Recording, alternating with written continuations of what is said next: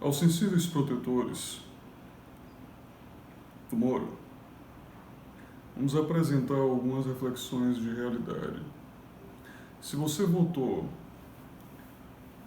12 na última eleição, momento definitivo, com certeza, para Lava Jato, porque a eleição presidencial influencia, por definição, toda a estrutura do Estado. Você votou 12, você votou no cara que disse que ia receber a turma do Moro a bala. Ok? Se você votou 13, você votou na turma de bandidos, pelo menos era essa a ótica que a turma do Moro apresentava, a qual esta, a turma do Moro, perseguia. Então você votou literalmente na turma dos adversários diretos, conforme o próprio Moro apresentava. Se você ainda, por certa circunstância, tenha escapado dessas duas ações,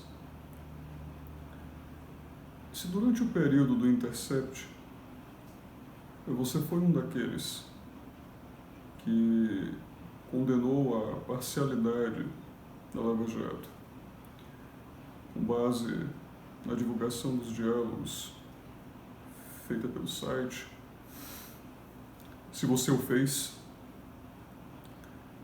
nenhum fato àquela época publicado foi mudado, certo? E naquele período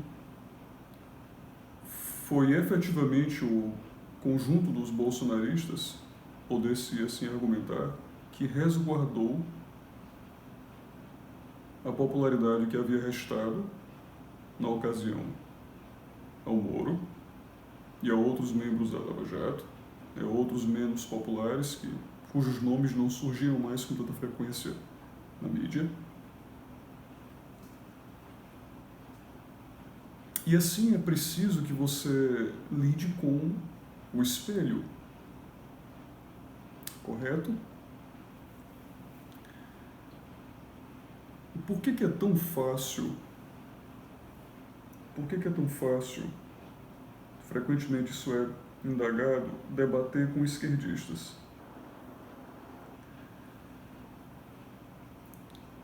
É porque é muito difícil debater sem lógica. É um paradoxo, né? Um paradoxo.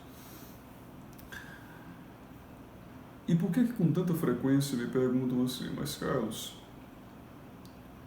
eu estou aguardando ver um vídeo imparcial seu, um vídeo que critique os bolsonaristas ou as loucuras do presidente, etc., algo nessas linhas.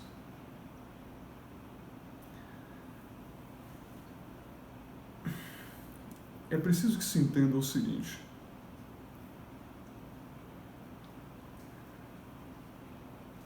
no exercício da expressão da verdade, ou seja, da expressão do melhor argumento, é irrelevante se ele recai em benefício quando você opera pela primazia da lógica sobre bolsonaristas ou não. Este não deve ser o efetivo foco. A pergunta é: quais são as fragilidades do argumento? Eu apresentei já um bom punhado de alguns. Por que se não os analisa? Vamos lidar com o conjunto do argumento, certo? Por exemplo, as loucuras do presidente. Quais são? Eu apresentei já uma série, desafios aos anti-bolsonaristas. Ele é um tirano.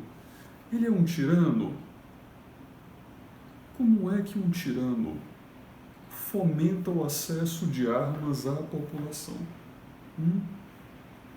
Tempo.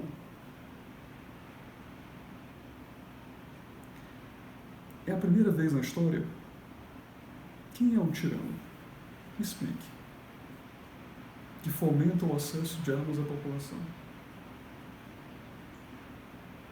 Ah, mas o sujeito é um censor. Claro, porque o DOPS fechou a Globo enquanto apresentava o Fantástico. Foi isso que aconteceu, né? Qual foi? Qual foi, pelo amor de Deus, qual foi a liberdade de expressão que foi censurada pelo atual governo? Com todas as críticas que se possa fazer à própria condição autoritária da existência do Estado. Perfeito. Mas especificamente, se o debate é especificamente esse regime de governo, essa versão da estrutura do Estado, por que é tão difícil tratar firmemente da realidade? Operar pela excelência do argumento, pela excelência da crítica. Observe a facilidade com que eu rebati efetivamente a condição lógica, a pretensão lógica, efetivamente, por hipocrisia, de provavelmente 90% das posições de esquerda. Ok? Então, agora vamos considerar para além do exercício de estimação, vamos considerar o outro lado. É possível considerar o outro lado, porque o outro lado virou o Moro, no caso, né? Virou o Moro. É possível fazê-lo? Porque aqui, neste caso, existe uma espécie uma manifestação de verdade, de dogma, também o blindando. Correto? Eu já mencionei em outras ocasiões esse dogma de honestidade que o sujeito encarna. Mas todo dogma ele é um bloqueio de racionalidade. Onde opera o dogma, se pretende que ali não se alcance a crítica, a criticidade, a racionalidade. E ali fica o dogma. O dogma é um bloqueio do exercício operacional da razão. É uma inquestionabilidade. Veio me perguntar o sujeito: Carlos, em 2016, veja só, os petistas, ou os esquerdistas, vamos chamar assim, não lembro exatamente como foram, mas bom, eles questionavam, eles diziam que a Lava Jato não tinha provas. Agora são os bolsonaristas que dizem que o Moro não tem provas. Ok, a analogia, ela faria sentido se nos dois casos você considerar que os fanáticos da esquerda, para os fanáticos da esquerda, a esquerda é perfeita a qualquer preço, e para os fanáticos da direita, a direita é perfeita, ou Bolsonaro é perfeito a qualquer preço. Mas porque são fanáticos, correto?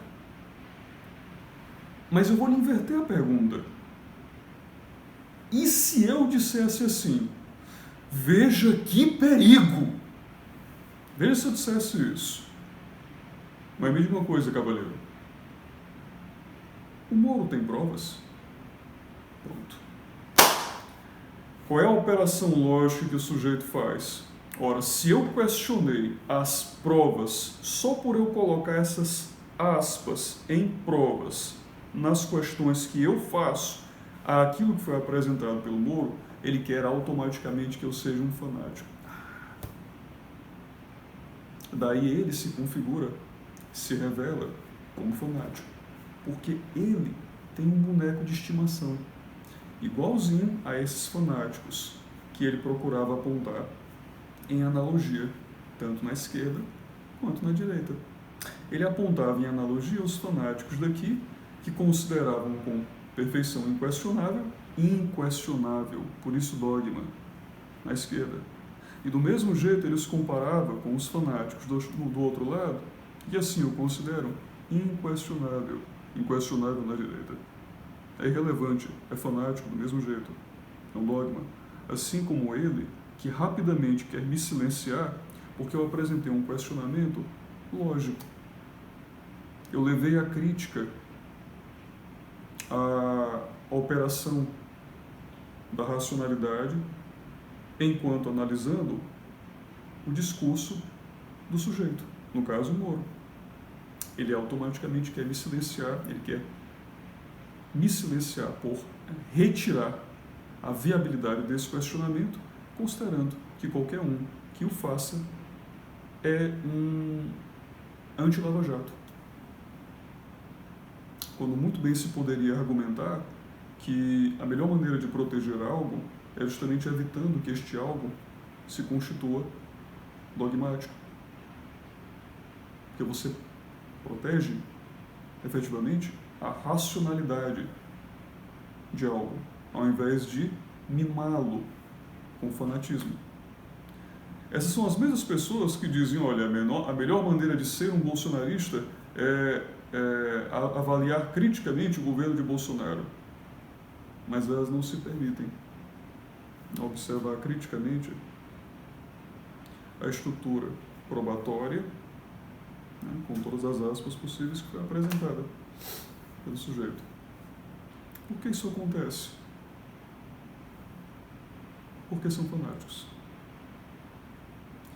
Porque possuem bonecos de estimação. E deles são escravos.